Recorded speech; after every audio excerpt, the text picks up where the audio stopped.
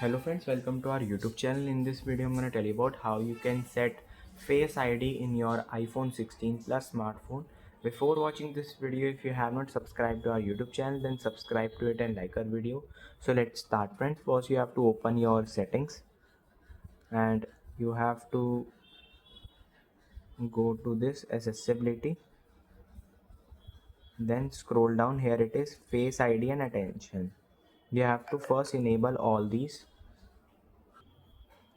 Friends, you have to click on this Face ID and passcode and just enter the passcode here.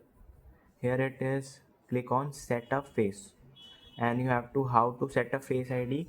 First position your face in the front of camera, then move your head in a circle to show all the angles of your face. Then click on get started and recognize your face first. Friends, you can see it recognizes my face. Then click on setup later and Face ID is now set up. You have to click on done and simply press back. Just turn off the smartphone and simply turn on, and friends, you can see the iPhone is enabled. This is how you can set face lock. I hope you like this video. If you like this video, then subscribe to our YouTube channel for more helpful tips and tricks videos. See you next time.